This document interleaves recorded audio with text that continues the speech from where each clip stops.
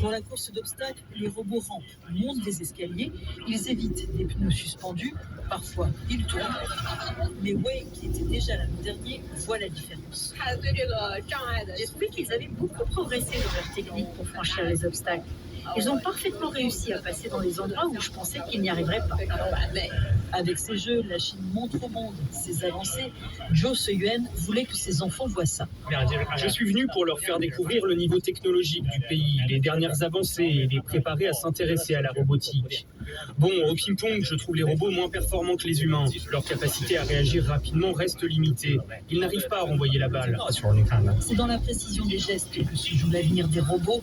Parmi les 51 épreuves de ces jeux, une dizaine ont une application industrielle, comme préparer des boîtes de médicaments. Wang Ze accompagne sa machine au doigt articulé. Le robot commence par assembler la boîte. Il y met les comprimés et la notice. Pour finir, il place la boîte de médicaments dans un carton d'expédition. C'est un processus industriel complet. L'épreuve exige que cette tâche soit terminée en 20 minutes, alors qu'un humain peut le faire en 5 minutes. Mais je pense que d'ici 2 ans, les robots vont y arriver. La Chine veut dominer le marché mondial des robots humanoïdes d'ici 2030. Avec le vieillissement de sa population, l'idée est de compenser le manque d'ouvriers par des robots dopés à l'intelligence artificielle, comme l'explique cet ingénieur.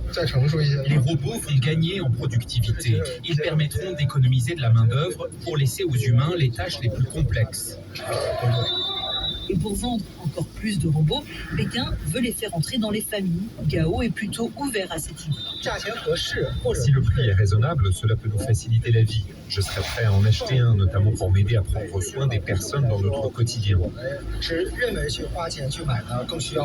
La Chine propose aujourd'hui des robots domestiques autour de 10 000 €, encore trop cher pour équiper toutes les maisons.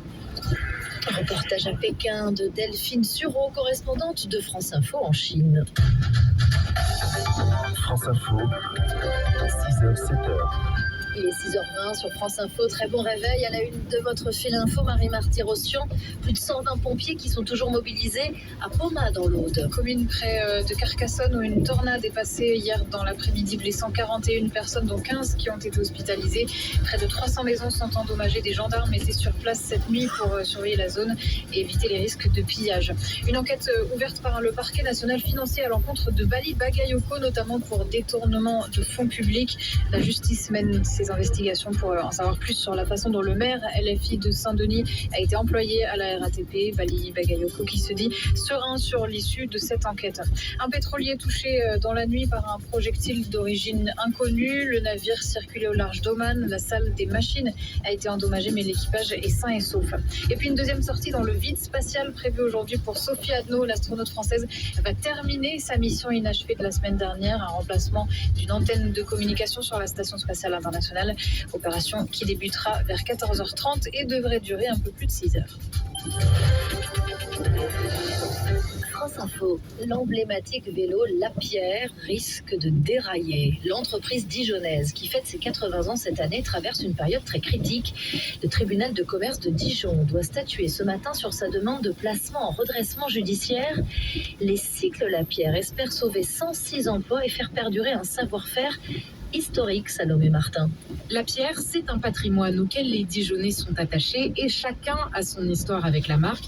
Comme Viviane, qui n'avait pratiquement jamais fait de vélo avant que son mari ne lui en achète un électrique fabriqué juste à côté de chez elle. Mais ça me rend triste. Quand j'ai entendu ça, j'ai fait c'est pas possible une boîte comme ça. De perdre une boîte française, dijonnaise, qui est de qualité en plus. Ça va faire encore des gens sans emploi sur le bassin dijonnais, c'est ridicule. Une grande partie des 106 salariés sont en vacances quand début août, la marque demande son placement en redressement judiciaire. Comme tout le monde, il y a un fond d'inquiétude quand on parle d'être soit en redressement judiciaire, soit en liquidation. Forcément, ça implique beaucoup de choses. Antoine Vancanet est chef de produit. Son travail consiste notamment à choisir les composants pour les vélos de course. Ça, c'est une impression 3D du futur vélo de route. sur lesquels on est en train de travailler en ce moment. Un travail qui le passionne dans une entreprise dont il est fier. C'est pas un boulot comme un autre parce que c'est une entreprise qui est quand même basée à Dijon depuis 80 ans maintenant. Donc c'est une grande famille, on connaît tout le monde très bien, on est tous prêts à faire le boulot pour que ça perdure. Le boulot, les salariés n'en manquent pas. Rien que sur son atelier de Dijon, Lapierre produit 25 000 vélos sport et performance par an. Le souci aujourd'hui, c'est la trésorerie, conséquence de la période Covid où la demande explose, mais les entreprises mettent quelques mois à recevoir les stocks. Trop tard, la demande a chuté et Lapierre et les autres se retrouvent avec beaucoup trop de vélos sur les bras. En 2024, on avait plus de 8 entrepôts ici à Dijon pour stocker plus de 45 000 vélos. William Perrier est directeur des cycles Lapierre. Le stock, ça coûte de l'argent et donc il a fallu remiser et mettre en place tout un tas de mécaniques commerciales qui ont certes permis de baisser les stocks et qui ont surtout impacté les marges que les entreprises pouvaient dégager. Et c'est ce qui a provoqué la faillite du groupe Axel, actionnaire de Lapierre. La marque, désormais seule et avec peu de marge de manœuvre financière, est au pied du mur.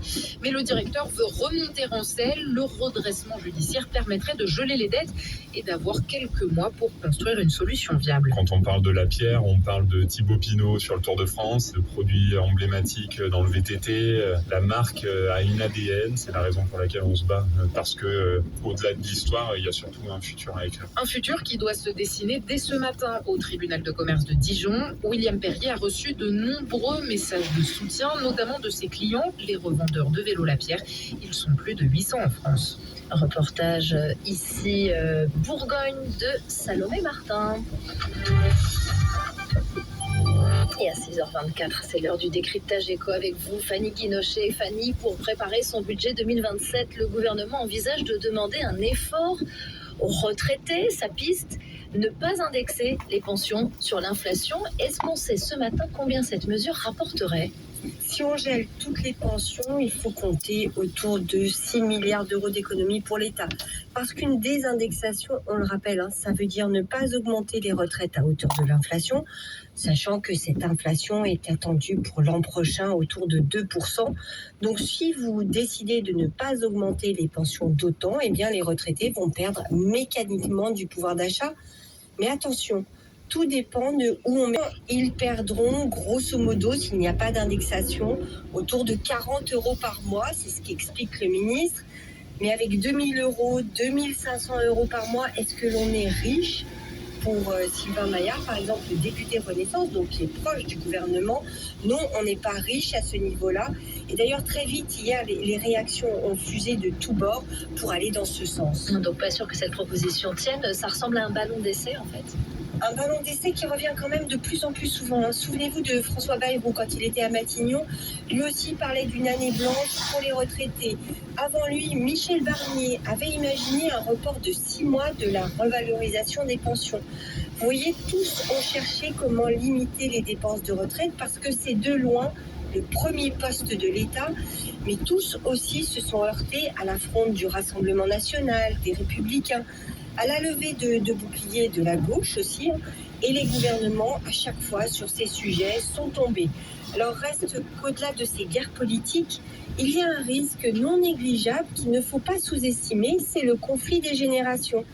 L'effort budgétaire 2027 aura du mal à ne porter que sur les jeunes, que sur les actifs, que sur les travailleurs, surtout que peu de salariés ont vu ces dernières années leur rémunération suivre l'inflation, alors qu'en 4 ans, entre 2022 et 2026, on le rappelle, les pensions de retraite de base ont, elles, été revalorisées de près de 15%. Le décryptage éco signé Fanny Guinochet à retrouver sur l'application Radio France. Merci Fanny. AXA, premier assureur des entreprises. Pirater une entreprise de plomberie comme la mienne, franchement, pourquoi faire ? Et puis un jour, un hacker me vole toute la facturation et les données bancaires de mes clients avec. Là, j'ai réalisé l'ampleur des dégâts. Marc le sait désormais, toutes les données doivent être protégées. Avec l'offre CyberAXA, détectez en amont vos vulnérabilités informatiques pour renforcer votre sécurité. Chaque jour, AXA invente l'assurance qui vous ressemble. Plus d'informations auprès d'un conseiller ou sur axa.fr. Étude ENOV 2026. L'info sur France Info, c'est aussi votre vie quotidienne. Cette habitante de zone rurale doit désormais prendre sa voiture pour aller jeter ses déchets. Bon, moi je peux bouger, j'ai une voiture, il y en a qui le font à pied avec des charrettes, ceux qui n'ont pas de véhicule et tout. L'autre contrainte, c'est que quand il fait chaud, 5 minutes dans la voiture, c'est infernal, les odeurs, c'est une horreur. France Info, pas juste l'info, l'info juste. France Info Météo avec Préfond, le référent retraite épargne et prévoyance des agents de la fonction publique. Plus de 60 ans d'expertise pour bâtir une retraite solide. Préfond.fr. Sophie Bria, après les orages d'hier, des averses orageuses circulent encore ce matin. Alors je vous rassure, c'est moins intense qu'hier, mais elles circulent actuellement des côtes atlantiques au Poitou-Charentes vers le centre et le nord du Massif central, et également de la Normandie au Grand Est en passant par le bassin parisien, et également sur la Corse aussi, il ne faut pas oublier le sud. Les averses de cette nuit sont en train de s'évacuer vers l'Italie en Méditerranée. Partout ailleurs, le ciel est variable, voire lumineux sur la moitié sud du pays ce matin. Il fait encore doux pour la saison, de 13 à 20 degrés sur une majeure partie du pays, de 16 à 29 degrés du Bordelais au Lyonnais jusqu'à la Corse. Et alors pour cet après-midi, Sophie ? Des averses orageuses se développent de manière dispersée, mais c'est un peu plus généralisé.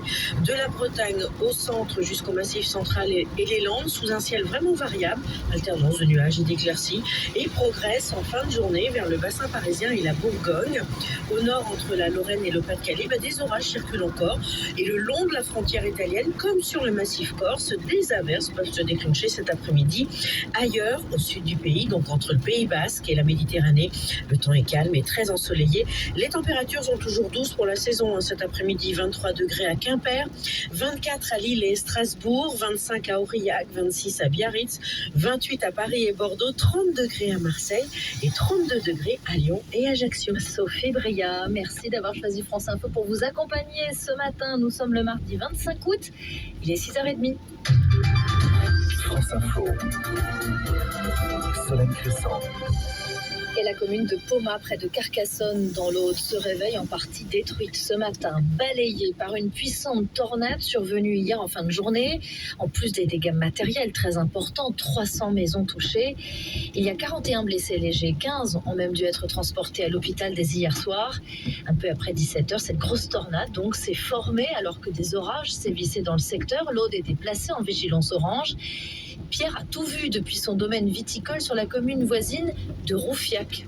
En revenant de Carcassonne, j'étais justement en train de revenir en voiture et j'ai vu comme une énorme cheminée rouge, jaune, et ça faisait comme une cheminée énorme avec des choses qui volaient impressionnantes dans le ciel. Donc, comme on habite en face, je me dis à ma femme que je vais aller voir, mais j'imaginais pas les dégâts. La moitié du village est détruit, il y a un château énorme, un tiers du château est tombé, alors que c'est des pierres qui ont 1000 ans. Une dame qui a une maison et la maison est rasée, il n'y a plus rien. Ah non, mais je suis sous le choc forcément, parce que j'ai jamais vu ça et que finalement, pour me atterrer, sidéré, je suis pas tout jeune, j'ai 65 ans, donc finalement j'ai vu des choses dans ma vie, mais comme ça c'est impressionnant. Un témoignage de Pierre qui a vu donc cette tornade au micro d'ici Occitanie. 120 pompiers sont toujours mobilisés ce matin. 2800 foyers privés d'électricité dans le secteur. Des routes sont toujours coupées. La sous-préfète du département sera dans moins d'une heure sur France Info en direct pour faire un point de situation. Ce matin, plus aucun département n'est en vigilance orange aux orages, mais en Corse, au sud d'Ajaccio, où les rafales de vent ont soufflé très fort dans la nuit. Un incendie vraisemblablement déclenché par la foudre a poussé 200 personnes à quitter une zone résidentielle au milieu de la nuit et malgré les consignes de confinement. Aucune habitation menacée, les habitants ont pu rentrer chez eux. Les orages ont aussi fait des dégâts hier soir dans l'Hérault avec 2 blessés légers. Le vieux port de Marseille a été en partie inondé. Et dans les Bouches-du-Rhône, à Saint-Martin-de-Croix, le toit d'un grand entrepôt Amazon a été arraché avec 140 employés qui ont dû être évacués. Tout cela a eu des conséquences sur les transports, sur le trafic ferroviaire comme sur le trafic aérien avec des retards dans les aéroports de Toulouse, Marseille, Nice ou encore Paris. Les lycéens auront-ils l'interdiction d'utiliser leur téléphone dans les établissements dès la rentrée prochaine, c'est-à-dire la semaine prochaine? Officiellement oui, puisqu'Emmanuel Macron a décidé de promulguer la loi qui contient l'interdiction du portable au lycée. La porte-parole du gouvernement a affirmé hier que cette nouveauté pour les lycéens pourrait être effective dès la semaine prochaine. Pour autant, la mesure s'annonce compliquée à faire réellement appliquer. Les premiers concernés, les lycéens, eux, ne semblent pas vraiment paniquer. Arthur Bex, comme ici à Saint-Étienne. Une interdiction qui existait déjà dans certains établissements, comme au collège d'Alizé, 15 ans, elle rentre en seconde. Pour elle, cette interdiction ne changera pas son quotidien. Moi, je m'en fous parce que je considère qu'on va encore travailler, pas pour être sur le téléphone. Je sais qu'avant, moi, mon téléphone, je devais le poser dans une boîte et tout, et il y avait toujours des gens qui le gardaient ou qui faisaient des faux téléphones, donc forcément, il y aura toujours des gens pour faire ça. Elle passe pourtant jusqu'à 12 heures par jour sur son téléphone. Myriam, elle aussi, est une grande consommatrice d'écran. Je trouve ça pas juste. Elle ne voit pas comment s'en passer, même dans ses relations avec les autres. Je comprends qu'on veuille nous interdire par rapport à TikTok, etc., qu'il y a des trucs qui sont interdits, mais c'est le fait de ne plus pouvoir communiquer avec les autres, parce que dans le lycée, on n'a pas toujours des amis, etc., etc. Et puis une telle mesure à une semaine de la rentrée, c'est tout simplement impossible pour les enseignants. Emmanuelle Richard est secrétaire départementale du SNES-FSU de la Loire. Elle est sans moyens pour l'accompagner, inapplicable dans les établissements, et surtout elle fait peser l'ensemble de sa mise en œuvre sur les personnels. Que l'urgence n'est vraiment pas là, quoi. L'urgence de la rentrée, c'est qu'il y ait un enseignant devant chaque classe. C'est pas du tout l'interdiction du téléphone portable. Reste à savoir si le dispositif sera appliqué dans tous les lycées. Reportage ici Saint-Étienne, Loire, d'Arthur Bex. Le gouvernement va bien augmenter le montant maximum des franchises médicales qui restent à la charge des assurés. Elles vont passer de 100 à 140 € par an. C'est le plafond annuel. Hausse moins forte que celle qui avait été annoncée début juillet. Elle était censée passer de 100 à 200 €. Le maire insoumis de Saint-Denis, Bali Bagayoko, visé par une enquête du parquet national financier, notamment pour détournement de fonds publics après les révélations sur son cumul d'emploi à la RATP avec ses fonctions d'élu. Bali Bagayoko se dit serein sur l'issue de l'enquête. 6h34 sur France Info, les sports.